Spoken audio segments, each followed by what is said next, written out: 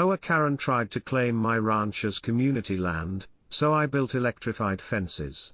It was an early morning when Jack Monroe sat in his cozy kitchen, sipping his coffee. The sun had just begun to rise, casting a warm golden glow over the 50-acre ranch he had inherited from his grandfather. The ranch was more than just land to Jack, it was his legacy, a symbol of hard work and sacrifice. But as he reached for the pile of mail on the counter, his fingers brushed against a pristine envelope. It looked official? Too official? He tore it open and scanned the letter, his heart sinking with each passing word.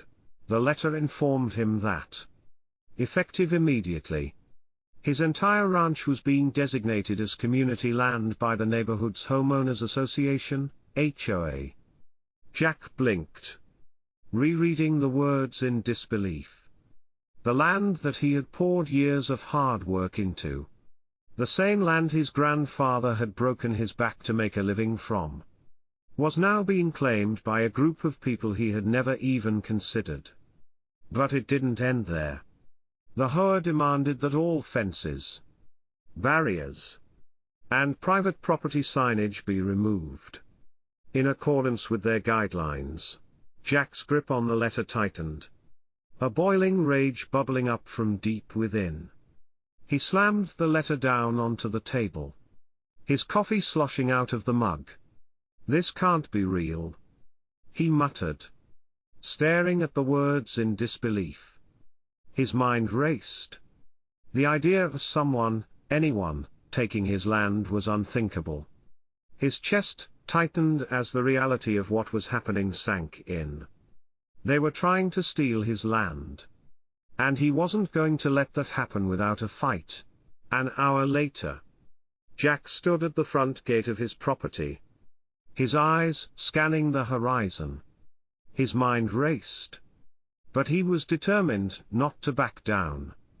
He barely noticed the sound of an approaching vehicle until a tan sedan, adorned with a ridiculous HOA logo, rolled up his driveway.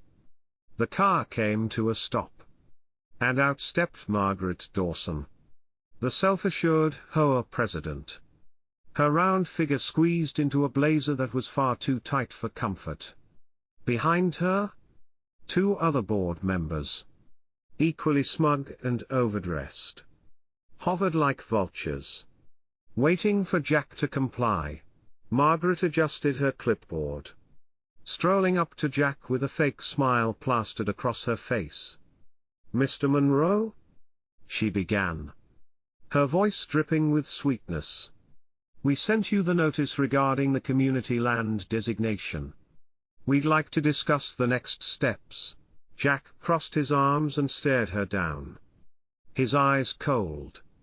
He didn't say a word, letting the silence hang between them until it became uncomfortable. Margaret continued, undeterred. "You see, our board voted unanimously to include your land within the HOA's jurisdiction. Since your ranch has historically been accessible to community members for hiking and leisure, we felt it was only right to make it part of the community. Historically." Jack cut her off, his voice sharp. "The only thing this land has historically been used for is ranching. And it's not part of your HOA." Margaret's patronizing smile never wavered. "It is now." The words hit Jack like a punch to the gut. He looked past Margaret, seeing her two board members nodding along like mindless parrots. The sheer audacity of it all made his blood boil. He took a deep breath, forcing his anger down. But it was clear he wasn't backing down. "Let me get this straight," Jack said, his voice low and controlled. "You people who don't own a single blade of grass on this land held a little vote and decided my property belongs to you." Margaret tilted her head, speaking slowly as though explaining something to a child. "Not to us, Mr. Monroe? To the community." Jack could feel the rage rising in his chest. But he wasn't going to let her get under his skin. He took a step closer, narrowing his eyes. This isn't your land? And it's not your community. As he spoke, Jack saw a family of 4, 2 parents, 2 kids, and a golden retriever, walk past, heading straight toward his pasture as if it were a public park. Jack's heart skipped a beat. "What do you think you're doing?" he shouted, striding toward them. The father, a balding man in a golf shirt, smiled like Jack was the one who didn't belong. "Oh. Margaret told us the HOA opened up this land for public use," he said, tossing a frisbee to his son. "We thought we'd check it out." Margaret, now right behind Jack, placed a hand on his shoulder, as though they were old friends. "This is exactly what we were talking about, Jack," she said, her tone sugary sweet. "Community members enjoying their space." Jack jerked away from her touch, his patience evaporating. He turned to the family. "This isn't your space. This is my land. And I'm telling you to get off." The wife looked at him, confused. "But the HOA? I don't give a damn what the HOA says." Jack interrupted, his voice a low growl. "Get off my property." The father frowned, clearly not understanding the gravity of the situation. "No need to be rude, buddy." Jack was ready to let loose. But before he could react, another car rolled up the driveway. Then another. Soon, more people were arriving, picnic baskets in hand, setting up on his pasture like it was the neighborhood's new park. Jack's heart pounded in his chest as the invasion of his land became real. He spun back to Margaret, fury written across his face. "Get these people off my land. Now." Margaret's response was almost laughable. She raised her hands in mock innocence. "Jack, there's no need for hostility. This transition will be easier if we all work together." Jack's patience snapped. He leaned in, lowering his voice so only Margaret could hear. "I swear on my grandfather's grave, if you don't get off my property, I will personally escort you down the driveway with a garden hose." Margaret's smug smile faltered for just a moment before she straightened up, regaining her composure. "Well, Jack," she said with a sniff, "we'll have to escalate this matter." With that, she turned and marched back to her car, her lackeys trailing behind her. As they drove off, Jack watched the trespassers start to leave, realizing they weren't so eager to stick around anymore. But Margaret's last words echoed in his mind, "You'll be hearing from our lawyer." Jack grinned to himself, his jaw tightening. The fight was just beginning. The next morning, Jack was pacing his porch, frustration clouding his mind. He knew the HOA wouldn't back down. Not after the way they'd handled things. But neither would he. Jack reached for his phone and dialed the number of the one man who could help him through this legal nightmare, Curtis McGraw. Curtis was no stranger to HOA battles. In fact, he made a living out of dismantling overreaching, corrupt homeowners associations. He picked up on the first ring, his voice smooth and calm. "Curtis McGraw. Hey. Curtis. It's Jack Monroe," Jack said, trying to keep his voice steady. "We've got a situation here. And it's bigger than just a few nasty letters." Curtis listened intently as Jack explained the HOA's bold land grab. "They're claiming my property is now public land. That they've annexed it." Jack finished, his tone laced with disbelief. "I need your help." Curtis paused for a moment. "Ah. The classic HOA land grab. They don't actually have any legal grounds, Jack. But they're banking on you just rolling over. You've got to fight dirty. Jack felt a small flicker of hope. He trusted Curtis completely. If anyone could bring the hammer down on these people, it was him. Curtis continued, his voice low but confident. Here's what you do. You make it impossible for them to use the land. Deterrence is the key. You install electric fences, security cameras, motion detectors. Whatever it takes to make them think twice before stepping foot on your property again. Jack's eyes glinted with determination. I like the sound of that. But Curtis wasn't done. And then? You hit them with the truth. Their annexation claim. It's completely bogus. You'll find the legal loopholes they're trying to exploit. Get the evidence. And then hit them with a demand for 20 years of unpaid HOA dues for the land they've supposedly been managing. Let's see how they react to that. Jack grinned darkly. Sounds like a plan. Within hours? Jack was at the county records office, sifting through every legal document he could find on the HOA's jurisdiction. He dug into historical maps, zoning laws, and any paperwork that would expose the HOA's fraudulent land claim. It didn't take long before he found the smoking gun. The HOA had never had legal jurisdiction over his property. Not now. Not ever. The annexation papers Margaret had filed were full of holes. And Jack knew exactly how to use them to his advantage. That afternoon, Jack walked into the HOA's office, holding a thick folder full of legal documents. Margaret was sitting behind her desk, looking more smug than ever. She didn't even glance up when Jack entered.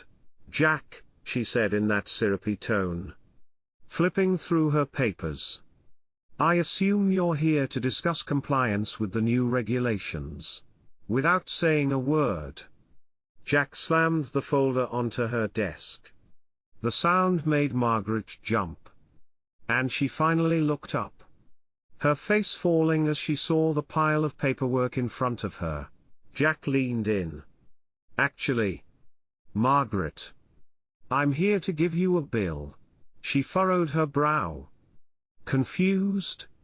A bill? Jack flipped open the folder, revealing the official documents that proved the HOA's annexation claim was a sham. Here's the deal.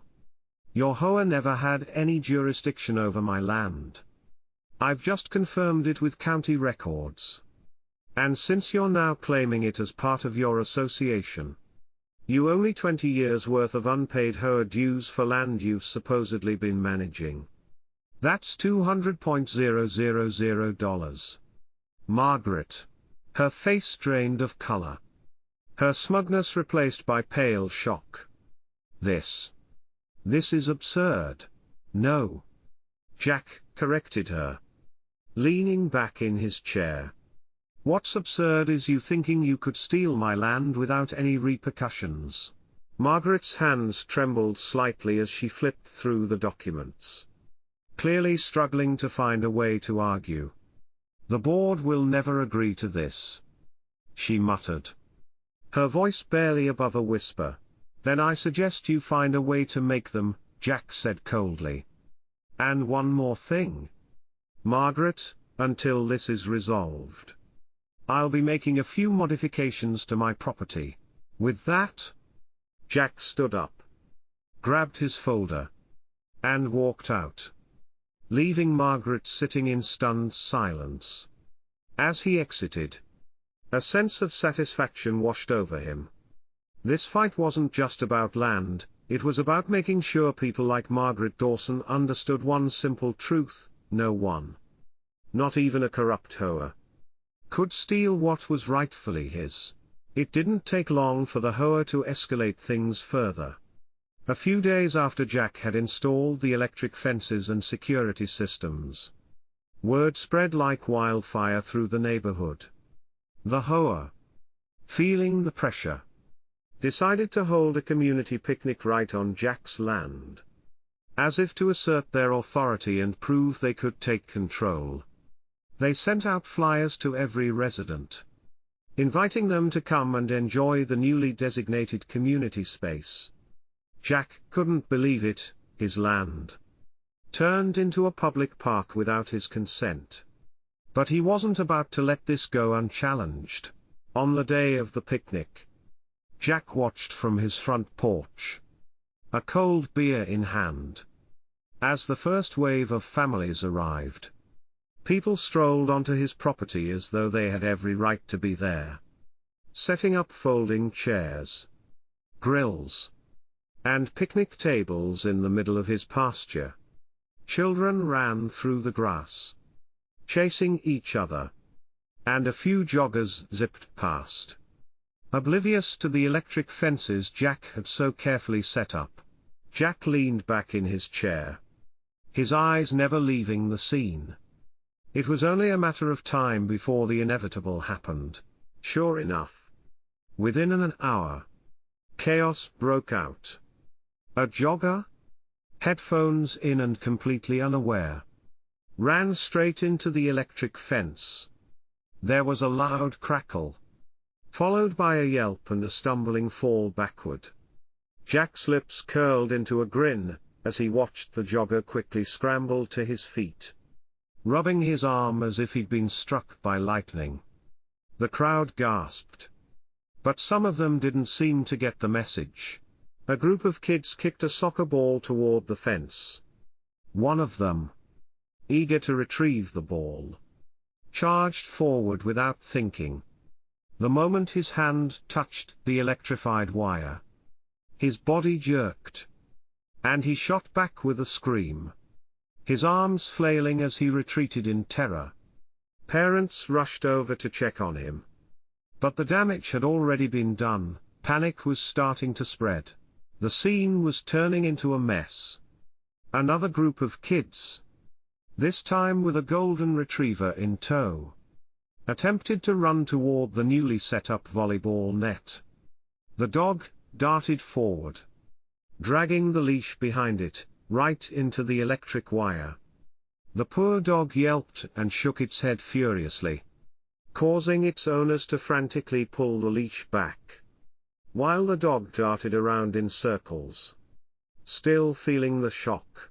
The crowd was now in full-blown chaos.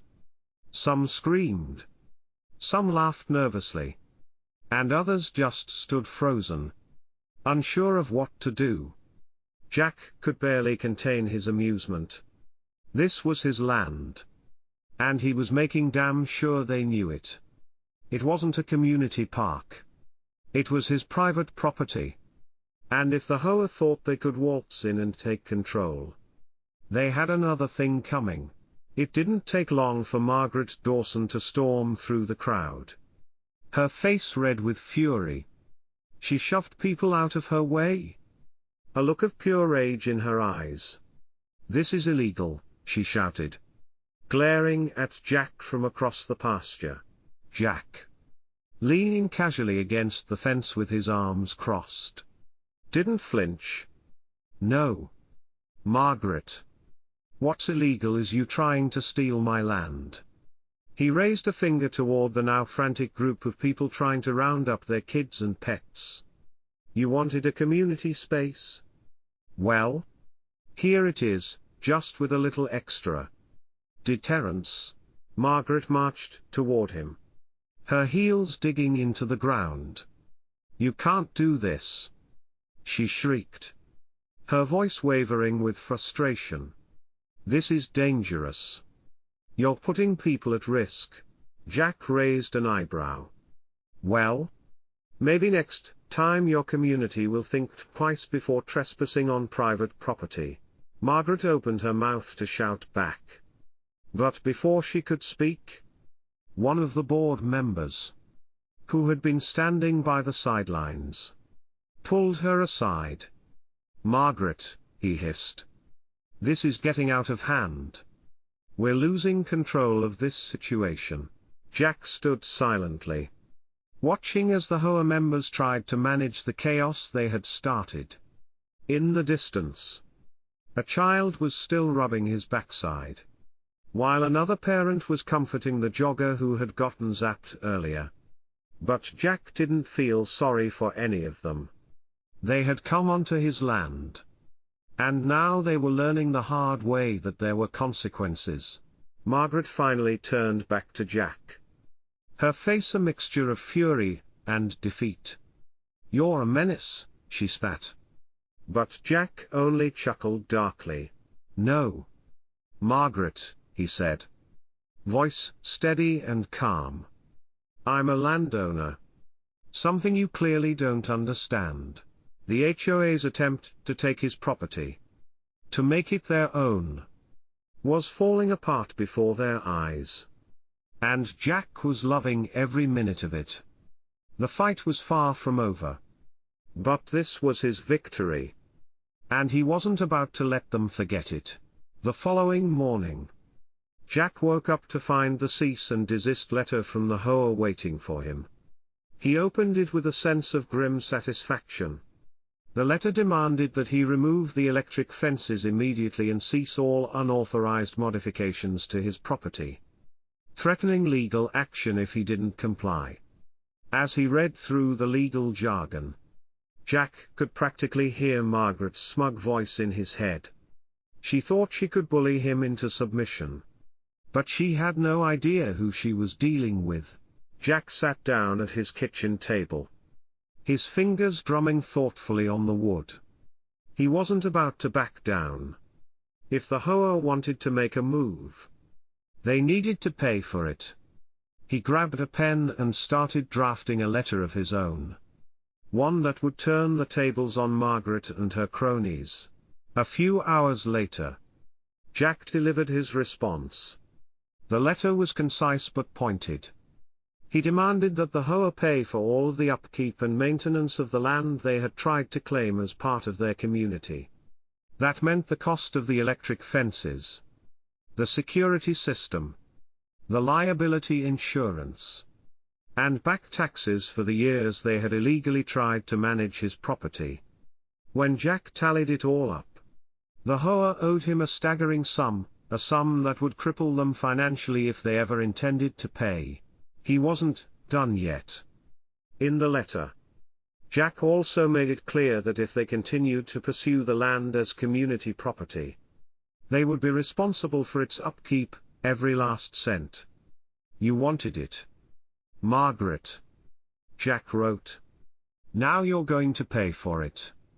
If you want this land to be part of your community, you're going to pay every penny of the costs that come with it." The ball was now in Margaret's court, and Jack knew she wouldn't take it lying down. It was only a matter of time before she and the HOA board would have to make a decision.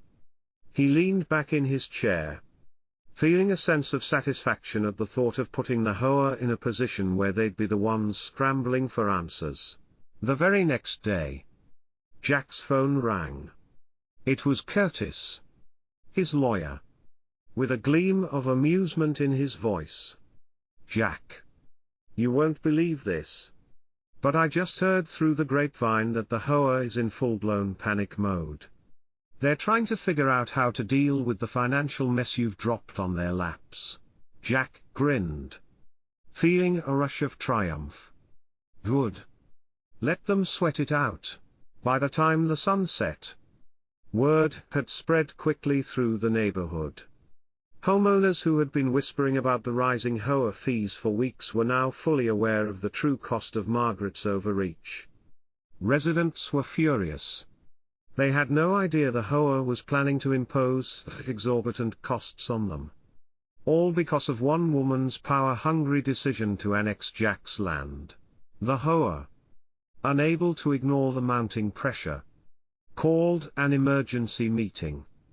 The room was tense as board members gathered, each one trying to figure out how to handle Jack's demand without completely destroying the association's finances. The atmosphere was thick with anxiety, as homeowners in the neighborhood had begun to rally behind Jack's cause. They weren't going to let Margaret's reckless decisions lead to sky-high fees and financial ruin. Margaret sat at the front of the room, her face a mask of frustration. She had been confident before, but now she was visibly rattled. The board members, who had once followed her lead without question, were now eyeing each other with suspicion. Some of them shifted uncomfortably in their seats as murmurs of dissent rippled through the room. One of the more vocal members, a longtime resident of the neighborhood, stood up.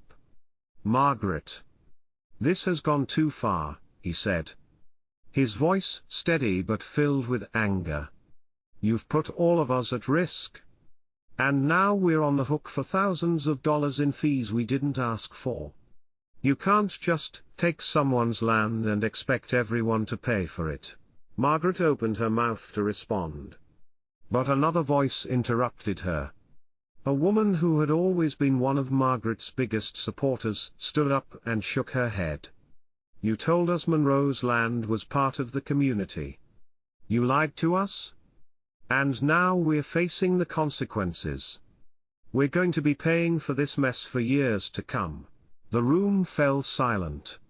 Eyes turned toward Margaret, waiting for her response. Her earlier confidence had evaporated, and now she was cornered. She looked around at the faces of her fellow board members, and for the first time, doubt crept into her eyes. Jack's letter, with its legal threats and demand for payment, had forced the HOA into a corner. The financial ramifications were clear, and now the board members were beginning to question whether Margaret had overstepped her authority. She had no answer, no way to fix the mess she had made. The board, once unified behind her, was now divided. Margaret opened her mouth again, but nothing came out. The weight of the moment was too much, and the realization hit her hard. She had lost control. She had underestimated Jack Monroe, and now she was paying the price. The next few minutes were a blur of heated exchanges and accusations. But Jack knew the tide had turned. The HOA wasn't just questioning the validity of their land grab anymore, they were questioning Margaret's leadership. It was a matter of time before her position would be on the line. The HOA meeting dragged on for hours, but it was clear to everyone in the room that the end was near for Margaret Dawson. The board members were visibly shaken. Their once unquestioned loyalty to her now fractured beyond repair. The pressure had reached a boiling point, and as the meeting came to an end, the murmurs of discontent from the neighborhood's residents were impossible to ignore. It was inevitable. The HOA could not survive this scandal. Homeowners were furious over the skyrocketing fees, and the board was scrambling to contain the damage Margaret had caused.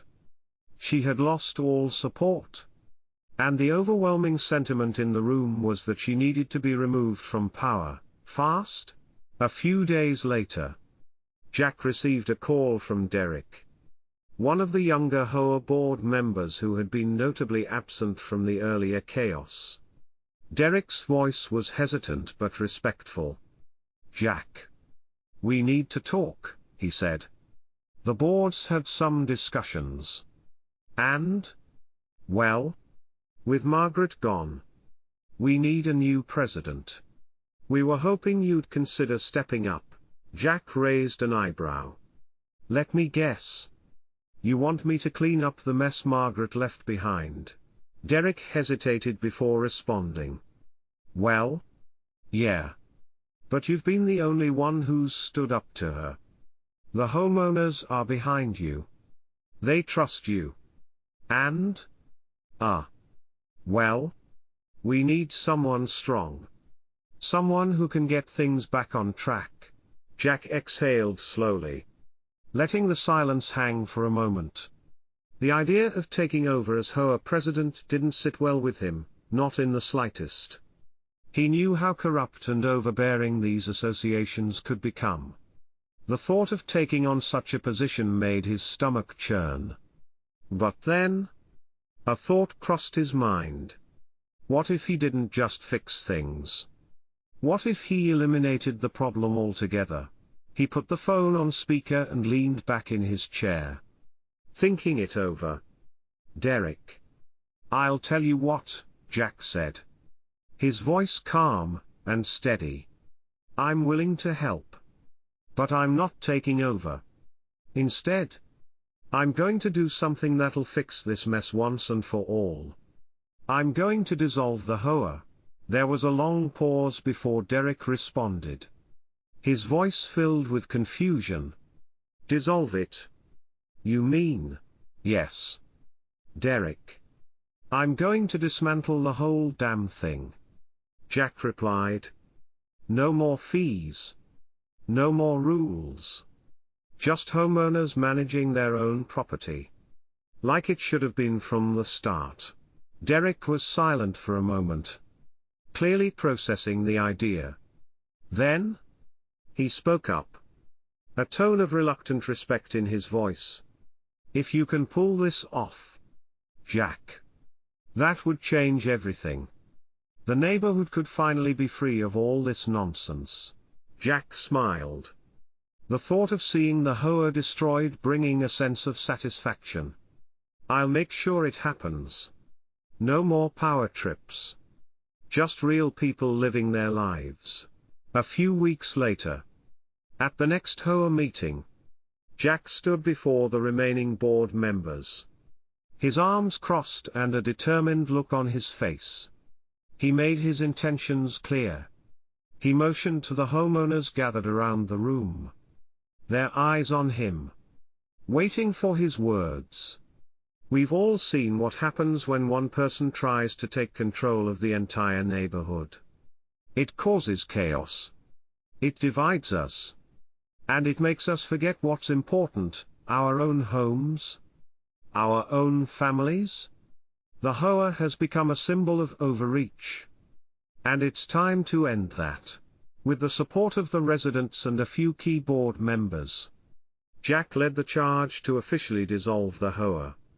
The vote passed with overwhelming support. Every hand shot up in favor of getting rid of the oppressive system that had plagued them for so long. The homeowners were free. No more fines for slightly tall grass or rules about fence height. No more arbitrary fees for maintaining shared community spaces that no one had actually agreed to maintain. It was a moment of liberation. One that would echo through the neighborhood for years to come. To celebrate the victory, Jack threw the biggest barbecue the neighborhood had ever seen. The smell of smoked brisket filled the air. And laughter rang out as friends and families gathered in the open spaces that once felt too regulated to truly enjoy. People who had once felt divided now came together as equals, united in their freedom. There were no HOA rules dictating what they could and couldn't do, only the bonds of community and shared joy. Curtis showed up halfway through the party, a plate of ribs in hand. He shook his head in amused disbelief. You really did it. Ha! You took down the HOA? Jack grinned, taking a long swig of his beer. Told you I'd fight dirty. Curtis laughed. And now? What are you going to do with all your free time? Jack looked out over the field, where kids were playing and neighbors were chatting, free to enjoy their own land. Oh, I'll think of something. But for now, I'm just going to enjoy this. With that, Jack took another sip of his beer. The sun setting behind the mountains, casting a golden glow over his land, once again untouched by anyone but him. The battle had been long, but the victory was sweeter than he ever imagined. The neighborhood was finally free. And Jack Monroe, he was the one who had made it happen.